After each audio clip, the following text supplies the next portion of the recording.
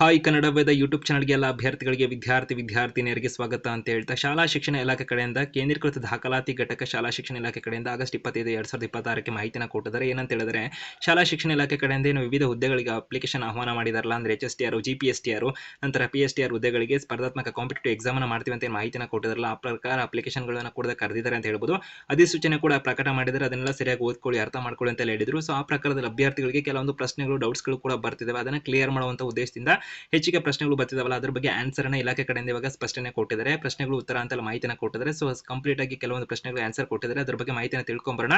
ಅದರಲ್ಲಿ ಪ್ರಮುಖವಾಗಿ 371J ಮತ್ತೆ ಕ್ಯಾಟಗರಿ ಒಂದು ರಿಸರ್ವೇಷನ್ ಗೆ ಸಂಬಂಧಪಟ್ಟಂತೆ ಮಾಹಿತಿಗಳನ್ನು ತಿಳಿಸಿದ್ದಾರೆ. ಸೊ ಅದಕ್ಕೂ ಮೊದಲು ಕನ್ನಡ ವೇದ ಯೂಟ್ಯೂಬ್ ಚಾನಲ್ಗೆ ಇನ್ನೂ ಸಬ್ಸ್ಕ್ರೈಬ್ ಆಗಿಲ್ಲ ಅಂದ್ರೆ ಆಗ್ಬೋದು, ಬೆಲ್ ಐಕಾನ್ ಕೂಡ ಕ್ಲಿಕ್ ಮಾಡಿ ಇಟ್ಕೋಬಹುದು ಅಂತ ಎಲ್ಲ ಮಾಹಿತಿನ ಕೊಡ್ತಾ ಇರೋ ಡಿಸ್ಕ್ರಿಪ್ಷನ್ ಇನ್ಸ್ಟಾಗ್ರಾಮ್ ಲಿಂಕ್ ಕೂಡ ಇರುತ್ತೆ ಅಂತ ಹೇಳ್ತಾ ಒಂದೊಂದಾಗಿ ಮಾಹಿತಿನ ತಿಳ್ಕೊಂಡು ಬರೋಣ.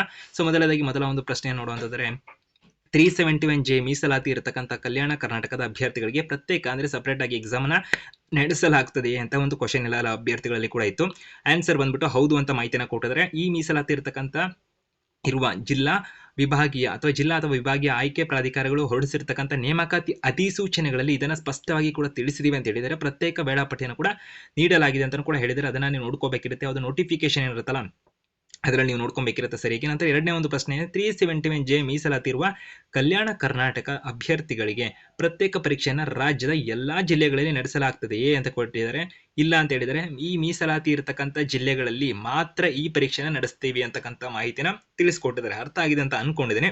ನಂತರ ಮೂರನೇ ಪ್ರಶ್ನೆ, ಕಲ್ಯಾಣ ಕರ್ನಾಟಕ ಮೀಸಲಾತಿ ಇಲ್ಲದ ಹುದ್ದೆಗಳಿಗೆ ಪರೀಕ್ಷೆಯನ್ನ ಕಲ್ಯಾಣ ಕರ್ನಾಟಕ ಪ್ರದೇಶದ ಜಿಲ್ಲೆಗಳಲ್ಲಿ ನಡೆಸಲಾಗುತ್ತದೆಯೇ ಅಂತ ಕೊಟ್ಟಿರೋಂಥದ್ದು.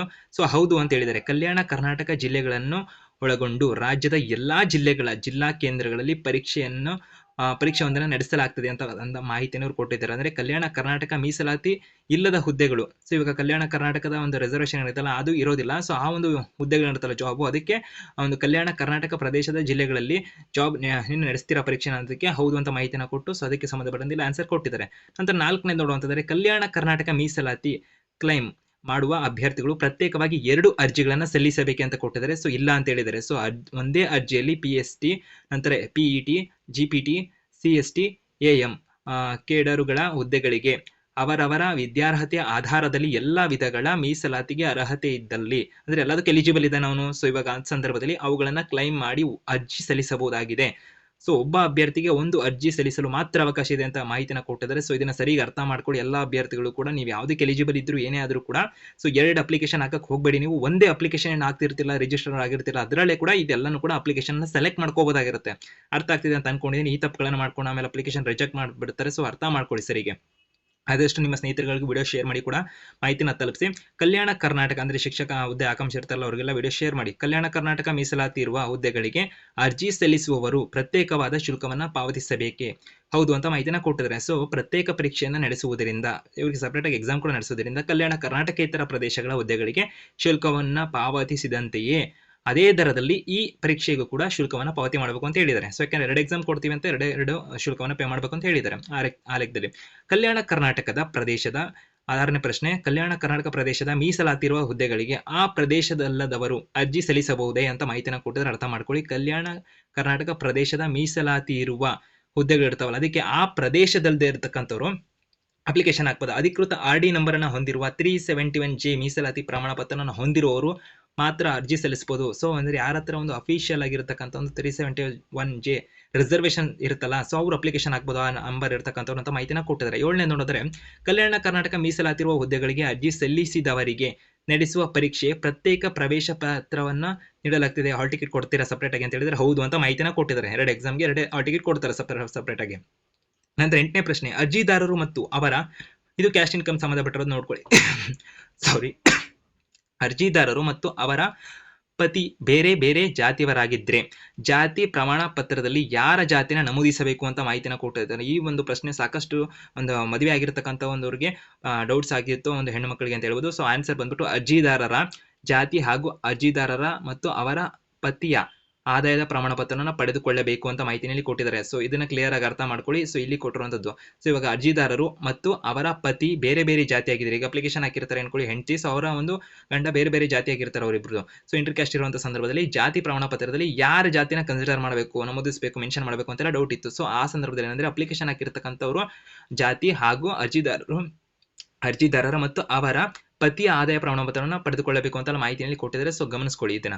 ಸೊ ಅಂದ್ರೆ ನೀವು ಏನ್ ಮೆನ್ಷನ್ ಮಾಡಬೇಕು ಅಂತ. ನಂತರದಲ್ಲಿ 9ನೇದು ಅರ್ಜಿದಾರರು ಮತ್ತು ಅವರ ಪತಿ ಬೇರೆ ಬೇರೆ ಧರ್ಮದವರಾಗಿದ್ರೆ ಜಾತಿ ಪ್ರಮಾಣಪತ್ರ ಯಾರ ಜಾತಿನ ನಮೂದಿಸಬೇಕು. ಅರ್ಜಿದಾರರ ಜಾತಿಗೆ ಅನುಸಾರವಾಗಿ ಹಾಗೂ ಅರ್ಜಿದಾರರು ಮತ್ತು ಅವರ ಪತಿಯ ಆದಾಯದ ಪ್ರಮಾಣಪತ್ರವನ್ನು ಪಡೆದುಕೊಳ್ಳಬೇಕು ಅಂತ ಮಾಹಿತಿನ ಕೊಟ್ಟಿದ್ದಾರೆ. ಅಪ್ಲಿಕೇಶನ್ ಹಾಕಿರೋ ಜಾತಿ ಏನಿರುತ್ತಲ್ಲ ಅದಕ್ಕೆ ಅನುಸಾರವಾಗಿ ಹಾಗೂ ಅರ್ಜಿದಾರರ ಮತ್ತು ಅವರ ಪತಿಯ ಆದಾಯದ ಪ್ರಮಾಣಪತ್ರ ತಗೋಬೇಕಿರುತ್ತೆ. ನಂತರದಲ್ಲಿ ಅರ್ಜಿದಾರರ ಜಾತಿಗೆ ಅನುಸಾರವಾಗಿ ಅದನ್ನ ಮೆನ್ಷನ್ ಮಾಡ್ಕೋಬೇಕು ಅಂತ ರೀತಿಲಿ ಕೊಟ್ಟಿದ್ದಾರೆ.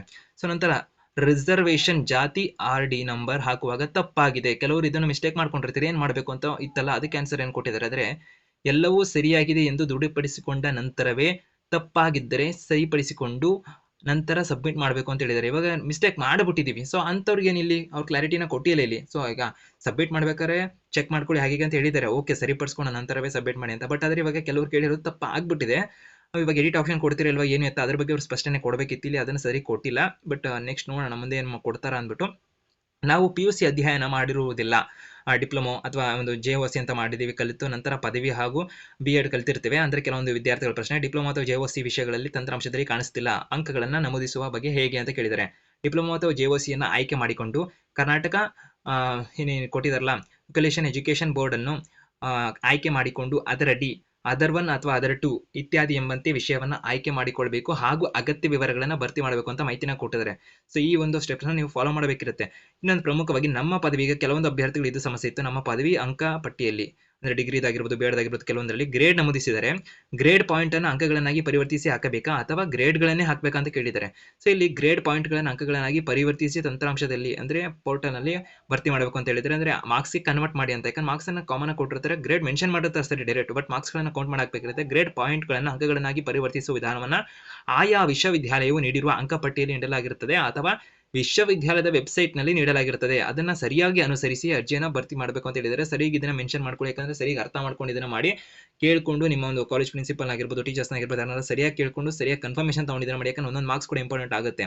ಎಲ್ಲ ಅಭ್ಯರ್ಥಿಗಳು ಕ್ರಿಮಿ ಲೇಯರ್ ಪ್ರಮಾಣ ಪತ್ರವನ್ನು ಪಡೆದು ಸಲ್ಲಿಸಬೇಕೆ ಅಂತ ಇಲ್ಲಿ ಒಂದು ಕ್ವಶನ್ ಇರುವಂತದ್ದು. GM ಅಭ್ಯರ್ಥಿಗಳು ಮಾತ್ರ ಮತ್ತು ಗ್ರಾಮೀಣ ಮೀಸಲಾತಿ ಸೌಲಭ್ಯವನ್ನು ಕ್ಲೈಮ್ ಮಾಡಿದ್ದಲ್ಲಿ ಮಾತ್ರ RD ನಂಬರ್ ಯುಕ್ತ ಕ್ರಿಮಿ ಲೇಯರ್ ಪ್ರಮಾಣ ಪತ್ರವನ್ನು ಪಡೆದು ಸಲ್ಲಿಸಬೇಕು ಅಂತ ಕೊಟ್ಟಿರುವಂತದ್ದಾಗಿರುತ್ತೆ. ಸೊ ಇಷ್ಟು ಕ್ವಶನ್ ಇವಾಗ ಇಲ್ಲಿ ಆನ್ಸರ್ ಅನ್ನ ಕೊಟ್ಟಿದ್ದಾರೆ. ಸೊ ಆದಷ್ಟು ಎಲ್ಲ ಅಭ್ಯರ್ಥಿಗಳಿಗೆ ಅಥವಾ ಕೆಲವೊಂದು ಅಭ್ಯರ್ಥಿಗಳು ಇದ್ದಂತ ಒಂದು ಪ್ರಶ್ನೆಗಳಿಗೆ ಆನ್ಸರ್ಗಳು ಸಿಕ್ಕಿದೆ ಅಂತ ಅನ್ಕೊಂತೀವಿ. ಹೆಚ್ಚುವರಿ ಅಪ್ಡೇಟ್ಸ್ ಇನ್ಫಾರ್ಮೇಷನ್ ಬಂದಾಗ ಕನ್ನಡ ವಿಡಿಯೋ ಚಾನಲ್ ಮಾಹಿತಿನ ಕೊಡುವಂತ ಪ್ರಯತ್ನ ಮಾಡ್ತೀವಿ. ಅದಕ್ಕೆ ಚಾನಲ್ ಸಬ್ಸ್ಕ್ರೈಬ್ ಆಗಿ ನಿಮ್ಮ ಸ್ನೇಹಿತರಿಗೆ ಆದಷ್ಟು ವಿಡಿಯೋ ಶೇರ್ ಮಾಡಿ ಮಾಹಿತಿನ ತಲುಪಿಸಿ. All the best.